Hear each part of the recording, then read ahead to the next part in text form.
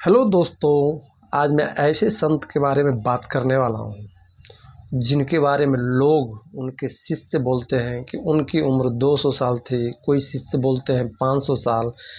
कोई जो उनके साथ सदैव रहा वो तो बोलते हैं कि 900 साल तक वो पृथ्वी पर रहे। उनका नाम है देवराहा बाबा। भारत ऋषि मुनियों का, साधु संतों का देश रहा है। समय समय पर भारत में अनेक दिव्य संतों ने अवतार भी लिया जिनका महिमा अपरंपार रही। समय समय पर साधु संतों ने देश के अंदर अपना जलवा भी और चमत्कार भी दिखाया। ऐसे ही एक दिव्य और महासंत का नाम है देवराहा बाबा। देवराहा बाबा बहुत ही सिद्ध पुरुष और योगी माने जाते थे। उन्होंने अपनी सिद्धि और योग के बल पर करीबन 500 साल तक पृथ्वी पर जिंदा रहे।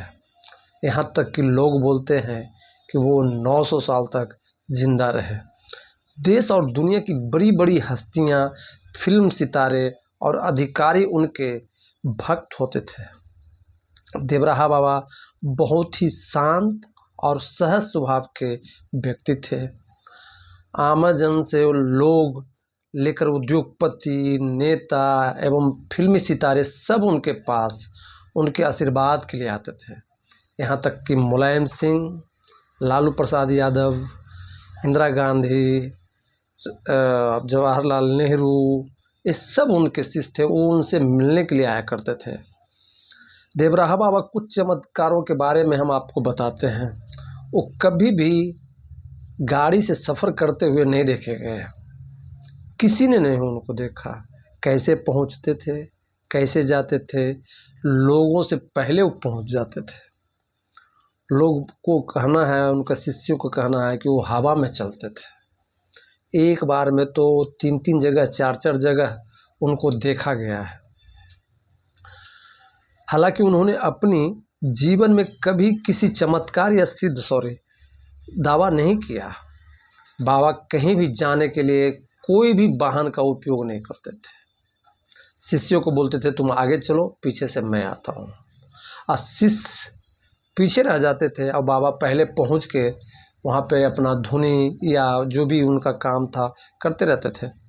वृंदावन में यमुना किनारे आधा घंटे से अधिक तक पानी में बिना सांस लिए भी रहते थे। आधा घंटा से ज़्यादा, 1-1 घंटा तक वो नीचे गोता मारे हुए रहते थे। दावा किया जाता है कि बाबा पानी के ऊपर भी चलते थे और बहुत आसानी से, जैसे आप हम गली में चलते हैं उस तरीके से। उनके बारे में लोग बोलते थे कि वो जानवरों से भी बहुत उनका लगाव था। वो जानवरों की भाषा समझते थे। बाबा हमेशा लकड़ी के तंबू पे रहते थे। वो जब भी उनको किसी को आशीर्वाद देना होता था ना, तो पैर से देते थे। जिस भी साधक, जिस भी शिष्य का सर उनके पैर पे लग जाए वह हो भाग्य की बात माना जाता था। उनके हाथ में, वो तो एनी टाइम मचान पे रहते हैं, उनके हाथ में कुछ रहता भी नहीं। लेकिन जो भी शिष्य, जो भी भक्त उनके पास जाता, पता नहीं किधर से प्रसाद उनके हाथ में दे ही देते थे। लोग आश्चर्यचकित रहते थे कि प्रसाद आया किधर से। बाबा तो मचान पे हैं और कोई है नहीं दूर दूर तक। सभी जो है ना आश्चर्य मानते थे कि बाबा प्रसाद, अच्छा जो भी लोग मानते थे, कुछ भी जो भी प्रसाद उनकी ज़रूरत होती थी, बाबा लड्डू खिलाओ, लड्डू खिला दो, जो भी मांगते हो बाबा खुश। देश में जब आपातकाल के दौर से गुजर रहा था और उसके बाद चुनाव हार चुकी इंदिरा गांधी देवराहा बाबा से आशीर्वाद लेने के लिए भी पहुंची। कांग्रेस पार्टी का सिंबल फ्रीज हो चुका था, उनका सिंबल खत्म कर दिया गया था कांग्रेस पार्टी का। लेकिन तब एक और सभी साधक, उनके जो शिष्य थे, आश्चर्य से देखने लगे कि सभी को पैर से आशीर्वाद देने वाले इंदिरा गांधी को हाथ से आशीर्वाद दिया था ऐसे करके। इंदिरा गांधी समझ चुकी थी कि जिस चीज़ का हम तलाश कर रहे हैं, जिस चीज़ का हम सिंबल खोज रहे हैं, बाबा ने बता दिया। और वही पंजा उस समय से इंदिरा गांधी का कांग्रेस का सिंबल हुआ। अब बहुत बृहद पैमानों पे इंदिरा गांधी उस समय जीती। 1980 में इंदिरा गांधी जी के नेतृत्व में कांग्रेस पार्टी का भी चुनाव इसी चिन्ह पे हुआ था, और इस चिन्ह पे चुनाव जीतने के बाद, लड़ने के बाद ऐसा हुआ कि पूरी बहुमत से वो जीती थी। उसी समय से अभी तक उनका चुनाव चिन्ह चलता आ रहा है। एक बार देवराहा बाबा से मिलने के लिए देश के प्रधानमंत्री राजीव गांधी मिलना चाहते थे। बाबा के मचान के नज़दीक बबूल समझते हैं जिसमें कांटा होता है, बबूल का पेड़ था।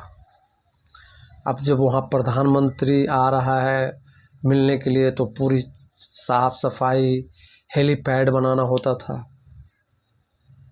तो वहाँ कर्मचारी आए, एक बबूल के पेड़ को जो हेलीपैड के नीचे से हटाना था कि यहीं पे हेलीपैड आएगा, तो देवराहा बाबा ने मना कर दिया, नहीं इस पेड़ को नहीं काटना है।